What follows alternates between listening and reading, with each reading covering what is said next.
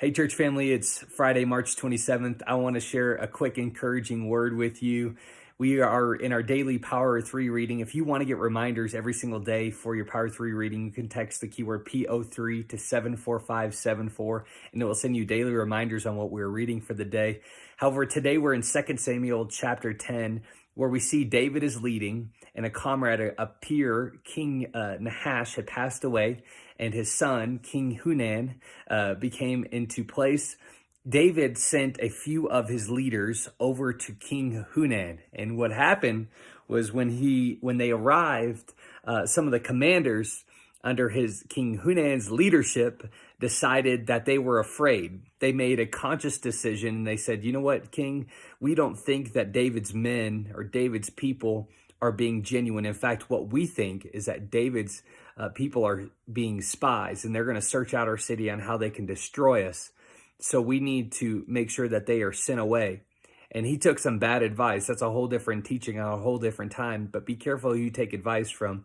And so he takes this advice and he cuts off half of their beards, and he cuts off their robes from their bottom half, from their backside on the bottom half down. So just imagine a half-bearded dude with their robes cut and showing their behinds.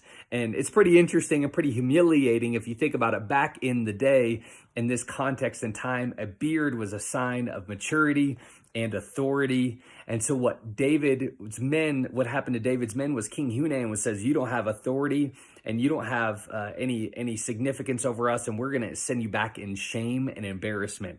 Ooh, what a message. And what happened was David was frustrated and he got angry, as any leader would. If you treat your people wrong, you're going to protect them. So he gathered his military force. When King Hunan realized that David was upset, he went and hired another army to help them, because he knew David's army was coming in to destroy them and to conquer them like they thought in their fears. But he was only acting out because of his ignorance. And what we see in this moment was Joab, who is leading the military army or the force at this point for this battle. We see him get his brother. He and his brother split up their military into two different groups, because the hired army was behind them and the Ammonites army was in front of them. So they had the Ammonites in front and the hired army in the back. And that's a bad problem if you think about war. Someone coming from fighting you from the backside and the front side. And so they split up. And they said, you know what, we're going to help each other. We're going to support each other. But this is what Joab said in this moment. He said in verse 12, be courageous. Let us fight bravely for our people in the cities of our God.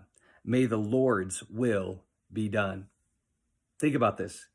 They're surrounded by armies, and each side of them, and Joab speaks boldly and says, be courageous. Let us fight bravely and let God's will be done. In this season right now in COVID-19, you may feel like you are surrounded by the enemy. Maybe it's that you've lost your job and you've got bills on the other side. Maybe it's the fact that you are sick and you need a healing. Maybe it's possible in this moment that you are struggling with fear like never before, and anxiety is on the other side and it's rocking your world. I want to speak to you right now, a word of encouragement.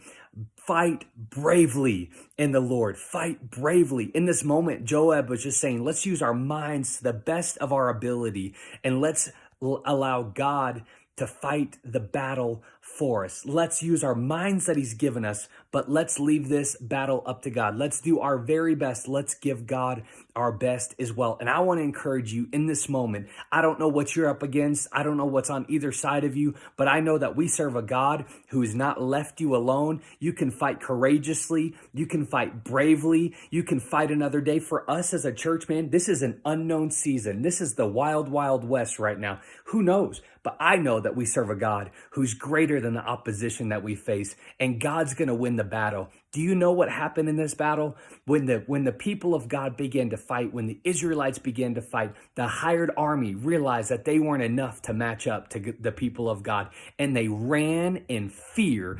And I'm praying, my prayer for you today, this Friday, is that as you fight courageously and you give it to God in prayer, that the very enemy will flee because he understands, or the sickness will flee because there is protection and there is no comparison to the greatness of our God.